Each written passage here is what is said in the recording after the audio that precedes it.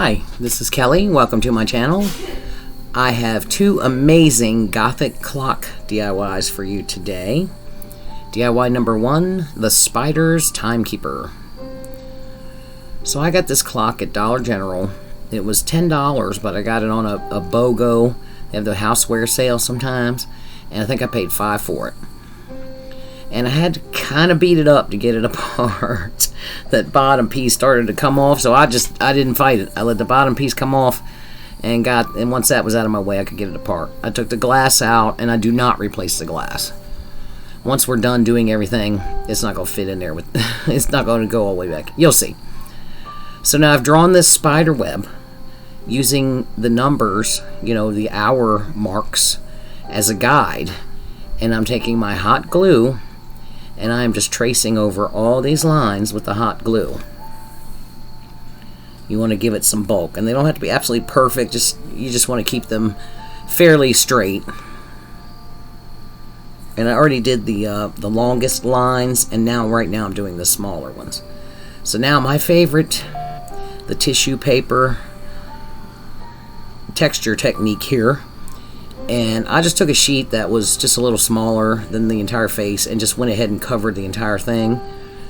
And I put Mod Podge down first, and now I'm pressing it down with my brush. And you want to make sure you press it down up against all the edges of the glue, so to make sure it gets down and stays in place and you don't have air pockets.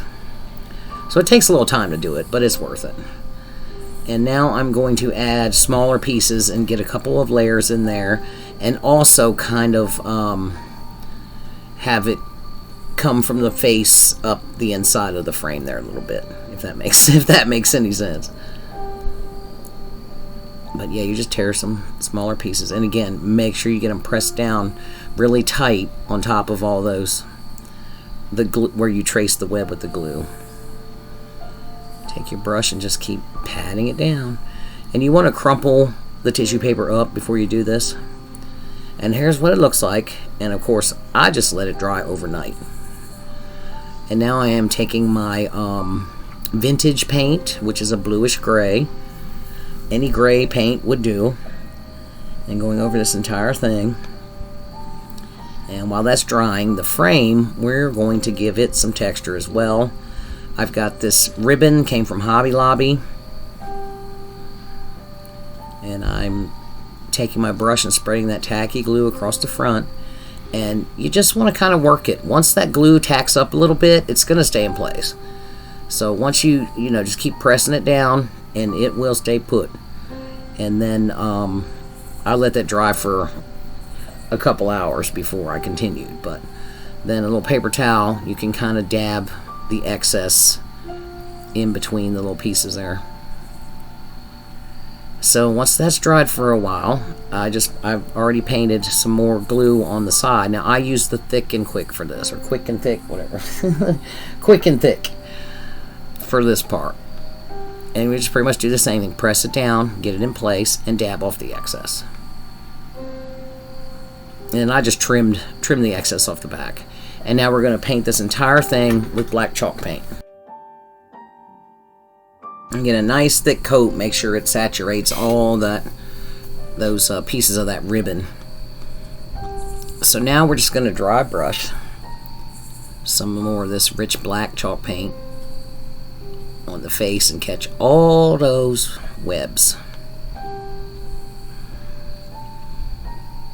And of course the texture as well. And this one turns out, they both turn out really cool.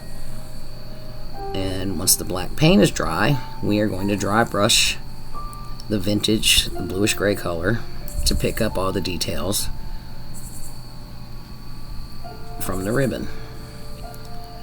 So I was going to put it on a candlestick there. You see it sitting there, but it was too bulky. It didn't look right. And once I put it together, goes my dog. Sorry about that. Once I put it together, I was like, it really doesn't need it. It looks cool just as a tabletop, just like it was meant to be. And it's going to stick out, but the clock motor has that cap on it, so what? And this little beauty is done. Of course, I had to put the hands back on, put the battery in. Good to go. DIY number 2, the witching hour. This is my pride and joy. I hung this on my wall, and there it's going to stay, I tell you what. I found this clock thrifting. I got so lucky because it's just a flat face clock. And what I did is the same as the other clock. I outlined all of those numbers, the Roman numerals, with the hot glue, the same way I did the spider's web. I didn't see any reason to show you that again. So that was just a wonderful advantage. All I did was trace them. I didn't have to draw anything. And we're going to do the same thing, but we're just going to do smaller pieces and keep layering it of the tissue paper. Crumple it up, tear it into pieces, and I go around and make sure I cover all the numbers first, and then take my brush and make sure I get it between there, make sure it is secured down up against the sides and in between and all that. Just keep on pressing it down with your brush. Now you can make a clock like this pretty easily with a wood round, and you can buy a clock motor and hands in Hobby Lobby for like $3 or $4. And we're just going to keep on layering until we make sure we cover the entire surface. And we're going to let that dry and paint it with black chalk paint. And again, we let it dry. Look at how cool that looks. But yeah, you drill a hole, put your motor in, put your hands on, and then you can use Jenga blocks to look at my cat. He's awesome.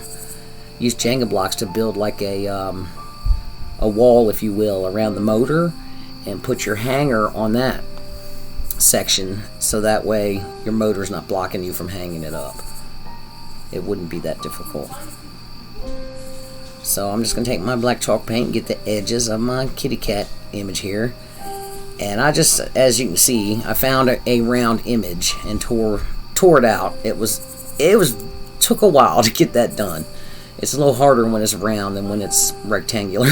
So it took me a minute. And we're going to go around and we're going to darken it a little bit. Not too much. Not too much. Now I've got my metallic champagne gold. And we're going to use this sponge dabber.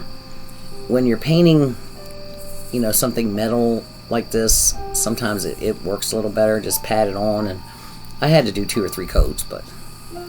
So here we've got my vintage bluish gray, and we're going to do our thing here. And I just go from the center to the outside all the way around. And I did get quite a bit on the numbers, so I do go back and take black and blacken the numbers again, and you'll see why. But you see, I'm getting a whole lot of that blue-gray on my numbers, and that's not exactly what I want for the numbers. So we just keep picking up that texture, and it goes so well with the colors in this picture. And then then I take some of the blue-gray, and also hit the image and blend that in with the black. Now here you see I went back and blackened the numbers, and I'm going to take my metallic gold and my sponge dauber and very carefully, very lightly, just get it on the numbers. Now, I did get excess that got off of the numbers. So here in a minute, you'll see I just decide, well, let's just dab a little of this gold, just a little lighter on the entire thing. Instead of, I'm like, well, I'm not going to sit here and touch all that up and redo the whole thing. I was like, let's just dab a little bit of the gold here and there. So there you can see I'm doing that. And especially around the outside, and just give it a little. And I'm also doing the same thing on the image. The trees already have a little bit of gold touches to them, so especially on the trees, I dab some of the gold on there. And it blends into this background so beautifully. It's just this just amazed me how this turned out. Look at that. Oh my goodness. It just looks like it was made for this. It just came together for me. I was so happy with it. Oh my goodness. And it was easy to do. It really was. And then I hit it with a couple coats of the satin clear coat. And once I put the hands back on, I never took the motor out of this one. Once I put the hands back on, this project is done. And here we have them. The spider's timepiece. And they were not difficult to do. So much fun. So cool. Look at this thing. Oh my goodness. I just love it. And there it is hanging on my wall. Thank you guys so much for being here with me today. Don't forget to like and share and all the things. Bye.